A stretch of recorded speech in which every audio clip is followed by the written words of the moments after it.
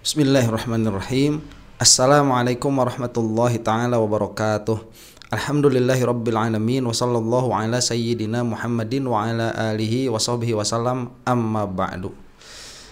Di era politik yang sering sekali disebut sebagai eranya post-truth, kita ini tidak bisa mengesampingkan yang namanya narasi ya.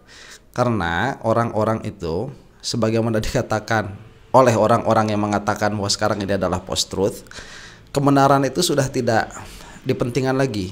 Yang penting itu adalah narasi, viral, menggiring opini publik begitu. Itu yang penting sekarang. Karena kenapa post-truth itu bisa terjadi begitu ya? Fakta menjadi tidak penting, yang penting adalah narasi. Karena orang-orang yang aktif di dalam politik, bukan hanya partai politik begitu ya, tetapi juga warga-warganya.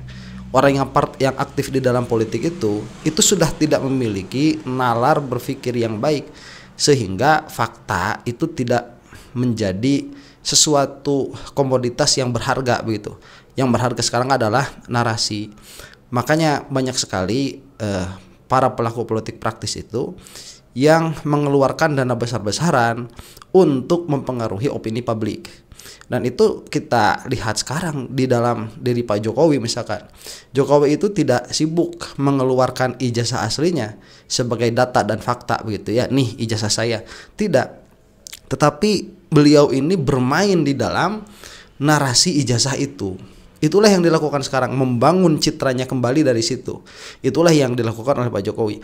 Dan itu juga yang dilakukan pada akhirnya oleh orang-orang yang mendukung politiknya Jokowi begitu, yang kita sebut dalam tanda petik begitu ya, buzzer-buzzernya. Nah sekarang ya, di antara yang ramai di dalam perbincangan politik temanya Jokowi itu adalah memenjarakan Roy Suryo dan kawan-kawan. Nah bahkan ya fakta bahwa Roy Suryo dan kawan-kawan sudah mendapatkan salinan ijazah dari KPU dari dua penyelenggara yang berbeda begitu ya, yang satu dari Solo, yang satu dari Jakarta. Itu fakta itu masih dipelintir menjadi sebuah narasi oleh buzzer Pak Jokowi begitu ya. Saya tidak mengatakan buzzer bayaran secara langsung, ini buzzernya mau organik ataupun non organik tidak menjadi soal begitu. Cuman itulah yang terjadi. Jadi mereka itu sampai tidak mau menerima fakta bahwa dalam hal ini KPU sudah kalah, tidak mau menerima. Akhirnya dipelintirlah. Jadilah salah satu narasinya itu Roy Suryo masuk jebakan KPU. Nah, saya di dalam lain hal begitu ya, saya tidak mau begitu politik post-truth ini terjadi, tidak mau. Ya, masa jadi kita berpolitik itu menjadi tidak punya nilai begitu. Saya itu menginginkan, kalau dalam bahasa gayanya itu ya, perjuangan channel saya ini itu ada di dalam memperhatikan data, memperhatikan truth. Jangan sampai Anda itu terbawa oleh narasi kosong begitu. Nah ini kan yang disebut pada akhirnya menjadi hoax, kemudian berita fitnah dan lain sebagainya. Inilah yang harus kita lihat begitu ya. Nah kita akan lihat sekarang bagaimana para termul ini mereka membangun narasi mereka begitu. Dari kenyataan yang memang sudah benar-benar nyata bahwa KPU ini sudah tidak bisa melindungi lagi salinan ijazahnya Pak Jokowi, menjadi narasi yang lain begitu ya. Bagaimana mereka membangun narasi ini? Kita akan lihat di salah satunya. Assalamualaikum warahmatullahi wabarakatuh. Teman-teman, kembali lagi di channel YouTube saya, Khairun Imam. Gimana nih kabar kalian? Semoga kita semua selalu diberi kesehatan, kemudahan, dan juga limpahan rezeki dari Yang Maha Kuasa, teman-teman ya. Amin. Nah sebentar ya, kalau doa itu dari siapa saja, selama dia sesama muslim kita aminkan saja ya. Insya Allah baik doa itu dari siapapun baik. Nah di video kali ini kita akan melihat bagaimana Tifa, salah satu peneliti abal-abal dari gerombolan pembenci Pak Jokowi, sepertinya sedang berbahagia, sedang bergembira, dan semakin yakin bahwa menurut scientific base mereka, ijazah Pak Jokowi itu 99% palsu. Dan itu dia katakan setelah mendapatkan salinan ijazah yang digunakan Pak Jokowi untuk maju sebagai calon gubernur DKI Jakarta tahun 2012. Tapi ya, di tengah kegembiraan mereka, dia tidak sadar kalau sedang masuk dalam jebakan Pak Jokowi. Nah ini coba lihat ya. Nih pembahasannya begini. siapa Dr. Tifa dan yang teman-temannya itu menjadi bahagia karena telah mendapatkan ijazahnya, salinan ijazahnya Pak Jokowi. Kenapa berbahagia? Karena semakin yakin bahwa kalaupun ada begitu ya ijazah Jokowi, ijazahnya itu palsu. Nah ini kan relasinya sangat kuat karena apa yang diteliti oleh Dr. Tifa dan kawan-kawan itu, RRT itu memang identik dengan apa yang dikeluarkan. Tuh permasalahannya di situ, narasinya itu tidak nanti masuk kepada jebakan KPU dan lain sebagainya, tidak. Memang kebahagiaannya ada di situ karena kalau ternyata salinan yang ada pada KPU ini tidak sama dengan apa yang tidak identik begitu ya dengan apa yang diteliti, akhirnya penelitian selama ini jadi sia-sia begitu dengan mendatangkan ijazah yang bandingannya, kemudian diteliti dari segi foto yang berkacamata dan sebagainya. Makanya ada kesenangan di situ. Lah berarti kira-kiranya begitu ya dari RRT, apa yang kami lakukan selama ini memang betul-betul penelitian dengan objek salinan dari yang dimiliki oleh Pak Jokowi setidaknya begitu. Tinggal nanti yang Pak Jokowinya dikeluarin. Jadi perkaranya jadi lebih mudah. Dan salinan ini pun begitu ya, ingin didapatkan dari KPU itu bertahun-tahun loh. Jadi kalau ini berbahagia ya wajar. Kemudian ini malah dijadikan secara tidak sadar begitu ya. Dr. Tifa dan kawan-kawan sudah masuk kepada jebakannya Jokowi. Ini mengkhawatirkan narasi seperti ini. Kita akan lanjutkan dulu nih. Kenapa seperti itu? Nah, karena kalau kita lihat salinan ijazah yang mereka pegang itu sama dengan salinan ijazah yang diberikan oleh KPU RI.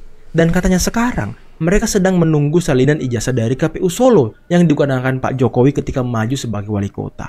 Nah, ketika salinan ijazah Pak Jokowi di Solo itu sama dengan yang lainnya, bisa dipastikan bahwa ijazah Pak Jokowi itu asli, teman-teman. Dan itu bisa membantah tuduhan Bitor bahwa Pak Jokowi membuat ijazah S1-nya Kehutanan UGM di Pasar Pramuka ketika mau maju sebagai calon gubernur DKI Jakarta. Oke, sebentar. Lihat ya pola pikirnya. Yang saya katakan harus sesuai fakta dan data itu seperti ini. Oke, kita sudah mendapatkan salinan ijazahnya Pak Jokowi dari Jakarta, yang mana nanti juga dari Solo begitu ya. Nah, ini kalau identik, yang ada di Jakarta dan ada di Solo ini identik, berarti ini ijazahnya asli. Lah bagaimana bisa asli itu? Nggak bisa. Ini kalau misalkan salinan yang ada dari Jakarta ini sama dengan salinan yang ada di Solo, kesimpulannya apa? Kesimpulannya, ya itu juga yang dipakai. Itu kesimpulannya. Berarti yang dipakai di Solo itu juga yang dipakai di Jakarta. Itu saja kesimpulannya. Apakah kemudian ini asli? Ya nggak tahu. Harus dilihat dari apa yang ada pada Jokowi kalau ada begitu. Karena objek yang menjadi dissenting opinionnya itu bukan yang ada di KPU, karena itu salinan. Yang menjadi dissenting opinionnya itu apa yang ada Pak Jokowi. Nah, sehingga bagaimana mau mengetahui apakah yang ada pada diri Pak Jokowi kalau ada, karena sampai saat ini ijazahnya Jokowi itu masih lebih goib daripada malaikat begitu. Gak jelas itu, gak jelas. Kalau ada yang ada di dalam Pak Jokowi, apakah yang ada pada dirinya Pak Jokowi itu asli atau bukan? Sehingga tatkala tidak ada akses untuk menuju kepada ijazah yang ada pada diri Pak Jokowi, kalau ada, maka yang diteliti itu adalah yang ada di KPU ini. Berarti sekarang sudah jelas, inilah yang diklaim oleh Pak Jokowi sebagai salinan dari ijazah yang Jokowi miliki. Nah, ijazah ini kemudian diteliti, banyak kejanggalannya. Itu yang kita lihat. Makanya kalau misalkan kejanggalannya apa yang dikeluarkan oleh Dr. Tifa dan kawan-kawan itu, oleh RRT itu, kejanggalan-kejanggalan ini dia bisa ditolak begitu ya dengan data yang sama validnya, selesai urusan ini begitu. Meskipun Pak Jokowi tidak mengeluarkan ijazah aslinya, yang menjadi permasalahan lah kok kenapa Jokowi ini tidak mau mengeluarkan ijazah aslinya, itu yang menjadi permasalahan. Kemudian begini, ini masalah norma ya dan masalah nilai. Apakah orang seperti ini, siapa tadi namanya, Khairun Imam ya, imam lah kita katakan. Imam ini, apakah dia sendiri tidak bertanya-tanya ada nilai di dalam dirinya itu? Kenapa Pak Jokowi ini tidak mau mengeluarkan ijazahnya? Ini perkara yang amat sangat mudah untuk dibuktikan, sangat mudah untuk diselesaikan, tetapi Jokowi tidak menyelesaikan hal itu. Apakah itu tidak bertanya-tanya? Karena sampai saat ini para pendukungnya Pak Jokowi pun belum pernah ada yang melihat ijazahnya Jokowi sampai saat ini. Ini yang menjadi keheranan bagi kita yang memang ingin melihat sesuatu itu murni dari kenyataannya, bukan dari narasi-narasi yang berkembang begitu. Nah, di tengah keriuhan ini, rupanya Rismond ini sedang memohon-mohon kepada penyidik agar laporan dia atau kasus dia terhadap ijazah Pak Jokowi di Polda Metro bisa dihentikan ataupun SP3, teman-teman. Waduh. Karena Rismond akan mengancam juga untuk aksi demonstrasi di Kementerian Pendidikan Dasar dan Menengah. Wah, ini semakin menarik saja ini orkestrasi mengenai ijazah. Dan ada satu pakar hukum, teman-teman, yang mengatakan bahwa Roy Suryo CS bisa dihukum berat. Utamanya si Roy Suryo bisa dihukum 12 tahun penjara atau lebih karena dia sudah merupakan residivis. Waduh. Oke teman-teman, sebelum kita mulai videonya jangan lupa like, subscribe, dan share. Dan tanpa perlu berlama-lama lagi, mari kita mulai videonya berikut ini. Oke, dalam hal itu saya tidak tahu ya nanti apa yang akan dikeluarkan oleh orang ini di dalam videonya. Cuman kalau misalkan ada permintaan SP3 itu kan wajar ya, sebagai orang yang memang terlapor begitu, wajar, itu nggak menjadi masalah, dan saya rasa argumennya Pak Rismond juga kuat. Sama ke KPU Pusat yang sudah dijawab, kemudian KPUD Jakarta dan KPUD Solo. Ya, ini KPUD Solo yang saat ini masih belum lagi kami dorong. Minggu lalu kami ke Solo juga. Nah, jadi alhamdulillah ini dengan demikian maka kami sudah mendapatkan salinan ya fotokopi ijazah dari Joko Widodo yang maju pada Gubernur DKI Jakarta tahun 2012 ya. Kemudian kami juga mendapatkan salinan fotokopi ijazah yang untuk diajukan Pilpres tahun 2019. Nah, habis ini selesai di Jakarta kami akan ke KPU Pusat untuk menagih janji, karena KPU Pusat menjanjikan kepada kami untuk memberikan salinan fotokopi ijazah Joko Widodo untuk maju Pilpres tahun 2014. Nah, ini juga sebuah sejarah ya Pak Bonatua ya. Kalau kami sudah mendapatkan keempat spesimen tersebut, ini adalah sebuah artefak yang sudah bisa legal dan secara metodologis kami akan melakukan penelitian ya dengan menggunakan telematika, digital forensik, dan neuropolitika. Jadi digital ini sudah tidak terbantahkan lagi. Ya kan? Oke, sebentar ya. Ini memang lucu dalam pengertian yang bikin ribet ini siapa? Jokowi itu sendiri yang bikin ribet. Sampai harus diuji apa segala macam. Jokowi keluarkan ijazahnya, selesai perkara begitu. Lah ini Jokowi ini psikopat emang. Sebelum kami mendapatkan salinan dari KPUD Jakarta ini maupun KPU Pusat, sebetulnya secara metodologi riset sudah jelas ya, ijazah Joko Widodo secara metodologi riset 99,9% palsu. Nah, ditambah lagi dengan bukti yang sangat akurat dari KPUD Jakarta maupun KPUD Pusat maupun KPU Pusat. Tidak ada niat kami untuk memfitnah atau ujaran-ujaran kebencian atau menyebarkan berita bohong. Karena kami telah menjelaskan semuanya secara saintifik dan fakta di lapangan yang kami temukan, ya saya kira sudah sepantasnya ini SP3 ya. Karena memang pasal yang dituduhkan, apalagi pasal mengubah itu pasal 3235 ITE, ya dokumen elektronik kami dituduh mengubah-ubah, memanipulasi, apalagi pasal 160 KUHP yang penghasutan, saya kira kami telah menjelaskan secara komprehensif, baik lewat kajian kami maupun temuan kami di lapangan. Saya kira penyidik akan lebih bijaksana karena hal itu yang telah kami jelaskan tidak ada relevansinya terhadap ujaran kebencian, kebohongan maupun memanipulasi barang bukti dan penghasutan gitu ya. Semoga ya penyidik Polda Metro Jaya objektif dalam menilai apa yang kami jelaskan baik secara ilmiah maupun temuan kami di lapangan gitu ya. Jadi saya berharap ya karena memang tidak ada faktor-faktor yang dituduhkan atau unsur-unsur apapun yang dituduhkan oleh pelapor, saya kira sebaiknya di SP3 gitu. Waduh, sebaiknya di SP3. Ini kami sampaikan. Karena itu sudah permintaan yang wajar begitu dari terlapor. Dan tadi yang dikatakan Dr. Tifa itu memang benar. Begini, coba lihat ya. Ini bahasa metodologis loh. Jika begitu 4 spesimen ini didapatkan, yaitu yang dipakai ijazah yang dipakai di Solo, kemudian ijazah yang dipakai di Gubernur Jakarta ya, kemudian yang satunya lagi yang dipakai menjadi presiden, ini kan 2 kali mungkin ya. Nah ini kalau misalkan ada didapatkan, maka menurut metodologi yang kami pakai ini 99,9% adalah palsu.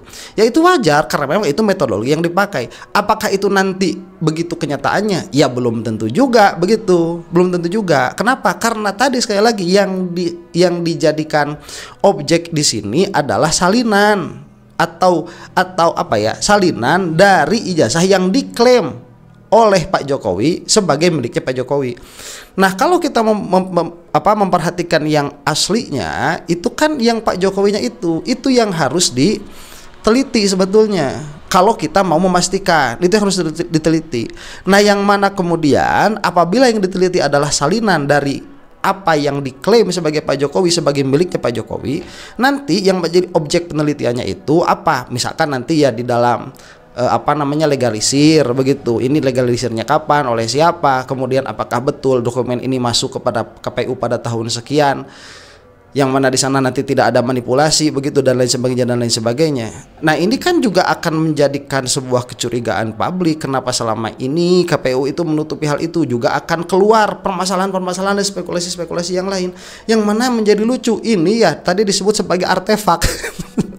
Artefak itu biasanya kan sesuatu yang sudah apa namanya berumur ratusan tahun lah ya setidaknya, atau bahkan ribuan tahun begitu, baru bisa disebut itu biasanya. Saya tidak mengatakan definitif seperti itu, biasanya seperti itu. Nah, ini kan sebetulnya apa yang seharusnya asli masih ada begitu pada dirinya Pak Jokowi, yang mana sekali lagi itu menjadi mengherankan kalau memang Jokowi ini tidak bisa atau tidak mau mengeluarkannya begitu. Ini repot.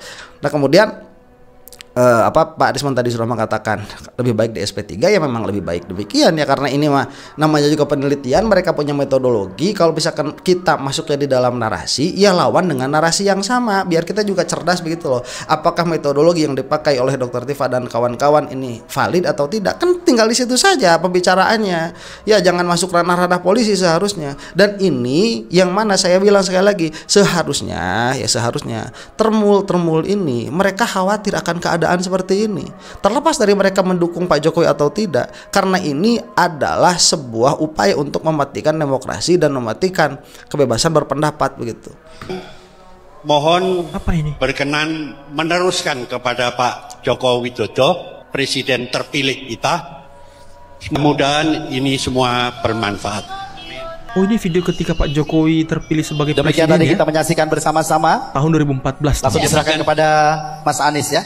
Dan monggo langsung Mas Anies Baswedan untuk menanggapi sekaligus. Iya, silakan.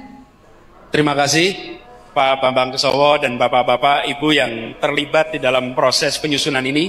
Insya Allah dokumen seminar judulnya Artikulasi Trisakti Menuju Kejayaan Indonesia Raya nanti kami teruskan kepada Pak Jokowi untuk nanti dijadikan sebagai bahan menjalankan amanat selama 5 tahun ke depan. Dan Gajah Mada bukan saja memberi sangu, tapi insya Allah Gajah Mada dan alumninya akan menemani sepanjang perjalanan 5 tahun ke depan. Menemani. Terima kasih. Emang manis Pak Anies Gajah ini ya? Mada itu alumninya tidak mungkin jadi presiden, katanya.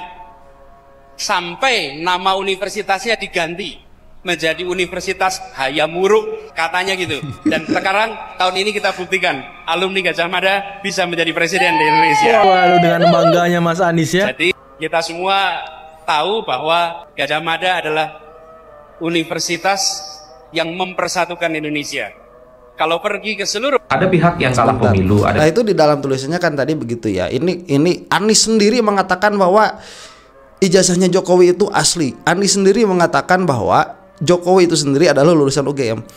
Nah, ini yang kita bilang post truth begitu ya. Masalah ijazahnya keluarnya kapan, Aniesnya ngomong demikian kapan, dan Anies pun tidak ngomong bahwa Jokowi ini memiliki ijazah palsu, tidak. Anies mengatakan ada lulusan UGM menjadi presiden. Itu saat sebelum masalah ijazah ini ramai begitu, dan kita pun kan tidak mempermasalahkan. Sebelum ijazah ini memang ramai. Ini yang kita maksud sebagai post truth begitu. Jadi kalau permasalahannya itu di dalam data, dan data di dalam dan data yang dipermasalahkan itu memang valid, betul adanya data itu. Seperti misalkan apa tuh ya, yang di dalam ijazah Pak Jokowi itu sendiri yang berkacamata, foto yang berkacamata, kemudian yang ada bermaterai, kemudian antara logo dengan tulisannya itu tidak sama, belum lagi urusan font dan lain sebagainya. Nah, ini kan akan lebih elok apabila dibandingkan dengan data yang lain. Misalkan ada nih yang lulus tahun 1985 kehutanan, itu kan bukan cuman Pak Jokowi, itu banyak nih. Ini loh ijazahnya, keluarkan dengan data juga yang sama, baru kita melihat. Nggak usah bawa-bawa perkataan Anies Baswedan sebelum adanya isu ijazah itu sendiri begitu, karena itu tidak relevan. Ini yang kita sebut sebagai pertarungan data, pertarungan katakanlah dalil begitu, pertarungan argumen, bukan malah pada narasi yang lain. Ini penting karena kenapa? Karena cara berdialektika seperti ini akan memberikan sebuah kesadaran komunal yang baik apabila kita sudah sama-sama memiliki kesadaran komunal mengenai pentingnya melihat sesuatu itu dari argumen yang faktual begitu. Coba lihat ya, misalkan hoax itu, kalau di negara yang kita katakanlah sudah develop secara pendidikan begitu ya, seperti di Jerman misalkan, di US, kemudian di Jepang, hoax itu dia tidak terlalu ramai begitu, tidak terlalu ramai hoax itu. Kenapa dia tidak terlalu ramai? Karena pola pikir mereka bukan pola pikir naratif. Pola pikir mereka itu pola pikir data. Nah, dari data inilah kalau mau membangun narasi begitu ya. Dari data inilah membangun narasi yang linear. Narasi antara data dan narasinya itu linear. Coba sekarang kalau misalkan begini, apakah Anies mengatakan bahwa Jokowi ini lulusan UGM? Iya, Anies nih ya. Apakah dari Anies mengatakan Jokowi ini lulusan UGM menjadi linear kepada narasi bahwa ijazahnya Jokowi ini asli begitu? Ada tidak? Tidak ada. Itu berhenti pada perkataan Anies saja. Berhenti pada perkataan Anies karena klaim bahwa ijazah Pak Jokowi palsu itu dia punya adalah kesimpulan dari data-data yang ada sebagaimana dikeluarkan oleh RRT ini. Nah, itu yang ada tuh dari data-data yang ada. Maka untuk mengatakan bahwa ijazah Jokowi asli itu harus mengcounter data-data yang ada itu, bukan dengan ucapannya Pak Anies. Misalkan tatkala dikatakan ini ada materainya, keluarkan juga ini loh ada nih ijazah-ijazah yang lain juga bermaterai begitu, kan tidak ada masalah. Seperti kemarin saya katakan ini ada yang berkacamata, ini Jokowi kok berkacamata, tidak boleh UGM itu berkacamata, keluarkan nanti ijazah yang lain, ini juga loh berkacamata begitu. Nah, bagusnya yang mana juga ada legalisirnya juga begitu. Kita supaya jelas nanti permasalahannya. Disitulah nanti kita berdebat data supaya kita bisa keluar dari politik yang disebut post truth itu, supaya kita tidak ramai-ramai hanya berbicara di dalam ranah narasi. Dalam kata lain, berbicara dalam ranah narasi ini adalah berbicara dalam ranah fitnah begitu. Yang akhir zaman tidak terlalu banyak orang bisa memverifikasi hal itu.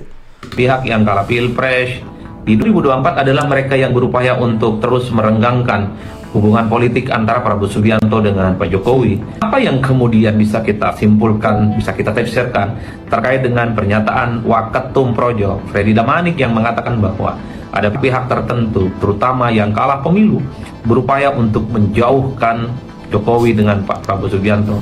Ada pihak yang sengaja mendesain bagaimana Pak Prabowo Subianto dengan Pak Jokowi itu tidak lagi baik-baik saja. Kami berencana ini untuk tambah lagi malah jadi narasi pembenci dan lain sebagainya. Lihat ya, kamu mau mengatakan bahwa orang yang mempermasalahkan ijazah Jokowi itu ingin membuat kerenggangan antara Jokowi dengan Prabowo, itu tidak menjadikan foto di dalam ijazah Pak Jokowi itu Jokowinya jadi nggak pakai kacamata. Tidak menjadikan itu. Kamu mau jadi pakai narasi apapun yang kamu pakai itu, foto yang ada di dalam salinan ijazah yang katanya asli milik Pak Jokowi ini, itu tetap pakai kacamata fotonya itu. Tetap pakai kacamata. Dan itu kejanggalan. Dan kejanggalan itu tidak bisa dilawan hanya dengan mengatakan, oh itu mah cuma orang-orang yang benci kepada Pak Jokowi, oh itu mah cuma golongan orang-orang yang sakit hati karena kalah pilpres. Nggak bisa itu selesai dengan hal itu. Nggak bisa. Ini kita lihat secara substansial. Lah kok saya juga heran kok banyak orang-orang itu. Ya nggak heran sih, memang biasa. Memang sekarang kita itu sudah kehilangan nalar kritis begitu ya. Orang-orang yang hanya berbicara tentang narasi itu kok ramai juga didengarkan begitu. Ya karena berpikir itu memang sulit sih ya. Dalam pengertian berpikir itu memang memerlukan konsentrasi begitu. Dan siapa juga orang-orang sekarang yang di dalam memperhatikan masalah itu memang dengan cermat, mau mengeluarkan energinya untuk meneliti secara cermat itu ya tidak banyak juga. mendatangi, kami ajak seluruh rakyat Indonesia untuk membersamai kami. Bahkan kita ingin tiap hari di sana. Kita buka posko di sana. Gitu. Karena memang hanya bahasa seperti itu yang bisa dipahami oleh para pejabat kita. Ya. Kalau cuma surat menyurat, dianggap kita tidak serius. Itu yang salah dengan birokrat kita. Kalau kita hanya bersurat, dia berharap kita lupa.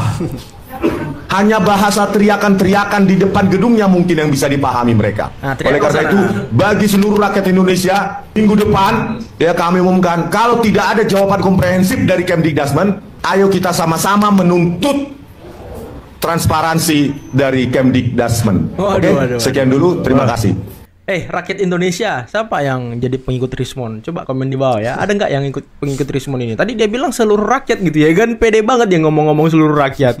Ngikut ya kelompok mereka lah. Nah, ini suka membawa-bawa nama rakyat kayak si Tompel ya kan, kayak si Roy Suryo, kayak kawan-kawannya lah. Aduh, bosan dengarnya. Mengapa mereka itu mah wajar mereka ngajaknya itu apakah terajak atau enggak? Saya juga nggak bakalan mau diajak buat duduk di depan kantor begitu bermalam-malam, nggak bakalan mau. Cuman orang-orang ada loh memang yang ikutnya ada. Ya biasa saja, kemarin juga Termul itu membawa katanya 100 orang gitu ya. Ada desakan-desakan seperti ini dalam hal demokrasi biasa saja. Mereka begitu membenci Jokowi. Kebencian terhadap Joko Widodo bukan sekadar beda pandangan politik, tapi lahir dari rasa kehilangan kuasa, kenyamanan, dan kendali.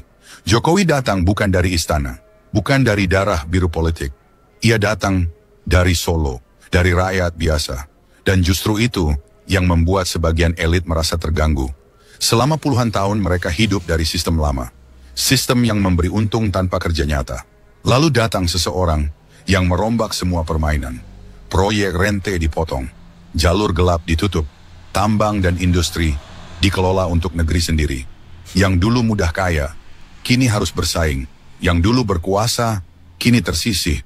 Dan kebencian pun tumbuh. Oke, keluarkan coba ininya, data-datanya begitu ya, apa yang dikatakan ini benar. Bahwa kalau misalkan Pak Jokowi ini banyak pembangunannya, iya, cuma stakeholder di belakang pembangunan ini siapa? Itu kan harus diteliti juga.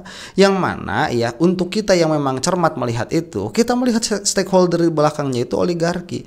Memang Jokowi ini tidak seperti Megawati misalkan begitu ya, yang di belakangnya ada ada latar belakang darah biru misalkan dari Pak Soekarno, kemudian tidak seperti Pak SBY yang di belakangnya itu ada latar belakang pejabat begitu ya, kita katakan birokrat begitu di belakangnya ada, atau kita tidak katakan birokrat pun ya ada posisi penting tadinya sebagai jenderal begitu. Tidak juga seperti Pak Prabowo, tidak juga seperti Gus Dur almarhum yang memiliki darah biru tuh dari keturunan Aulia.